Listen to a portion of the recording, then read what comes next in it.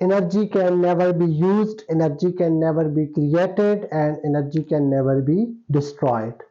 That statement that we used in our first lecture is actually the law of conservation of energy.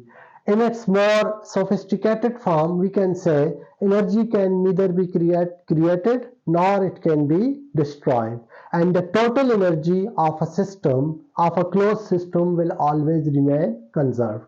So we can say energy can never be created nor destroyed. This is a very important statement. Along with total amount of energy will always remain constant. So energy can never be created nor can it be destroyed, and total amount of energy will always remain constant. The other thing that we need to look for is transfer of energy, unit of energy. Unit of energy is joule. Whenever a unit has a name of scientist in it, you need to use small letter instead of capital. But it is represented by capital J. If you are representing it with the help of unit symbol only, then the symbol will be J, capital J. Okay.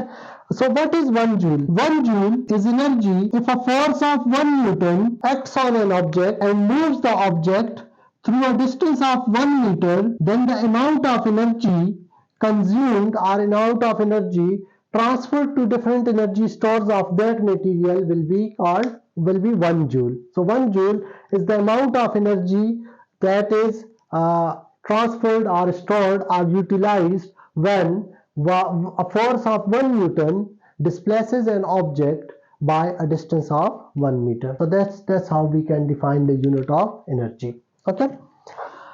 Next we have is power. So why is power so important? Power tells us how fast the energy is being transferred. How fast the energy is being transferred to the different energy stores of an object is what we call power.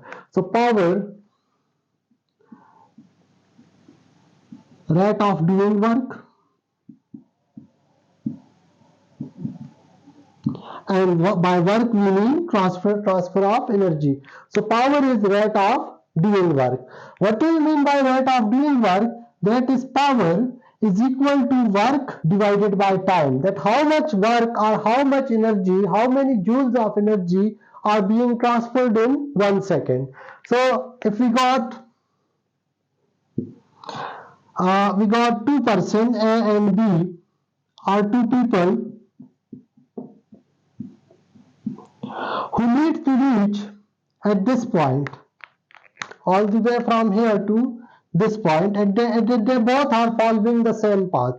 A takes like 15 seconds to reach here, while B takes 30 seconds to reach here.